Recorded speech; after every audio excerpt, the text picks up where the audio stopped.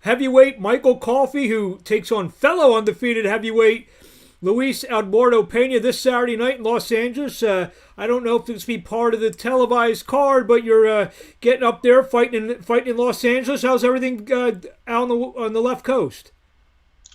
Smooth sailing. We're out here in this bubble, so it's only so far we can go. But for me, it's not a problem. Talk about that. Yeah, I mean, well, you brought it up. Talk about the differences and what you can't do as compared to normal fight weeks. Well, they have everything marked off, so basically you just don't go beyond where everything is marked. They got, everything is on a schedule, like to maintain social distancing. But also, like, we got like these bands on, we got these wristbands right here, so they track you, where you go, so you enter the little cafeteria area, you got to get scanned. You come off of whatever floor that you're staying on, you got to get scanned. You go back up to whatever floor you're staying on, you got to get scanned.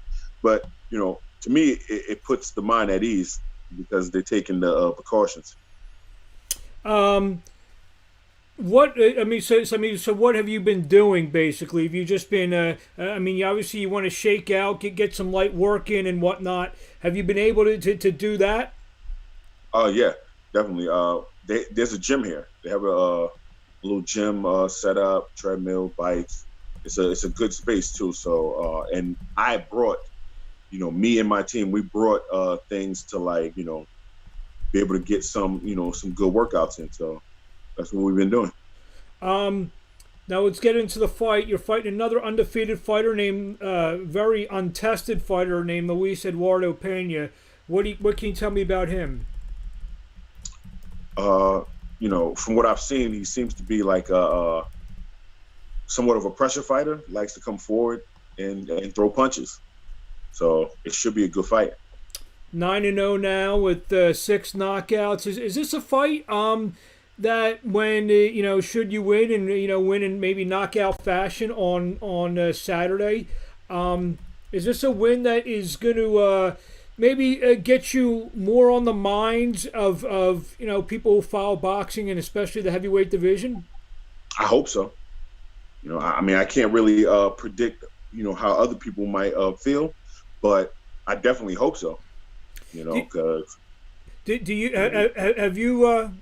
like look around to see what some of the other heavyweights that have 8, 10, 12 fights, kind of in your in terms of experience, are you looking around to see what some of those heavyweights are doing? Yeah, I'm always watching. I'm not one of those people who say I don't watch other fighters and I don't study the game tapes. I do, because to me, it's better to be prepared for anything. As far as the other guys that are in my experience, though, I don't think any of them really are, because you're looking at guys who've had extensive amateur careers and stuff like that. In my case, that wasn't the case, but I've been able to make up for that by just being in the camps of these guys that are just ranked in the top 10. So. Who are some of those guys that you are looking at kind of right now, who you maybe seeing sooner rather than later? Sooner rather than later, I think sooner rather than later are more of the guys that have the experience. They're not prospects. You know what I'm saying? Yeah. They're guys with the experience that's going to push you further, because as far as the process is concerned, I feel like those are fights that is going to wind up being made, down the line. So, how many fights Do you see that happening where you're going to be fighting that guy who may be 25-8, or someone like that, who's going to very soon. Hopefully very soon. In the next couple fights, or Yeah.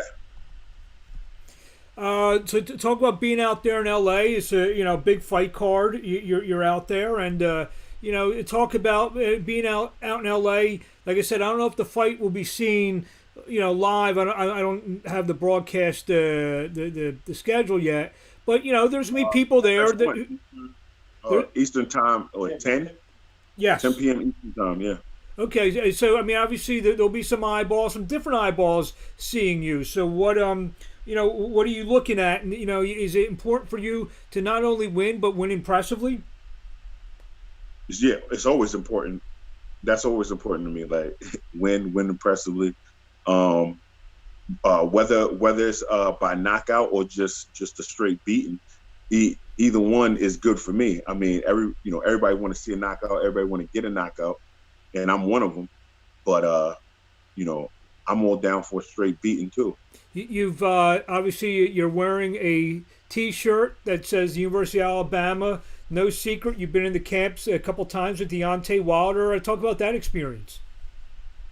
Really good experience.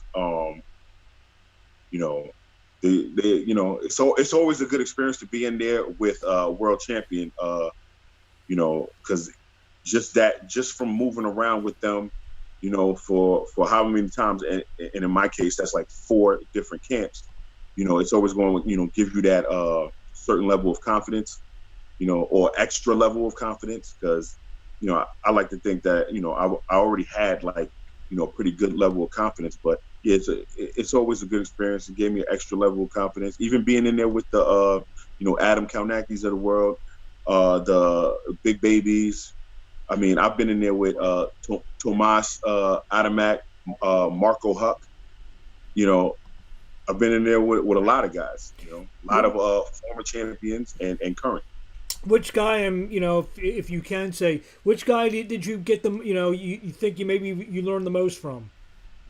I can tell you who I think I got the best work with is Adam Kalnaki, because how his pressure and how he throws, punches in his fights. That's exactly how he spars. So to me, that's like I was gonna. That's what I was thinking. A guy like that probably. I mean, not that he's not multi-dimensional, but he fights one way, and I figure that's probably the way he spars is probably the way he fights, and vice versa. Yeah, I mean, people, they'll feel he's one-dimensional, but someone who's able to apply really good pressure, that's a good person to work with, because when the time comes, you'll know how to handle it, and then he doesn't just apply pressure, but it's a lot of punches coming behind that. You were obviously you're a veteran. You were in the service. How does boxing training compare to the stuff that you went through? You were in the Marines, if I'm not mistaken. Yeah, Marine Corps. Yeah, so how compare the types of training camp? I would say training for a fight is more is more physically demanding, but I think Marine Corps training is more mental.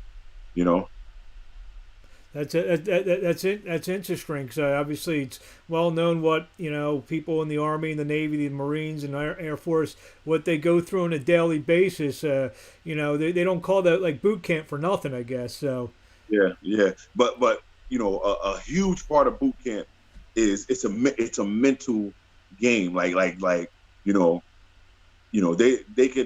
can tell you, wake you up at 4 a.m.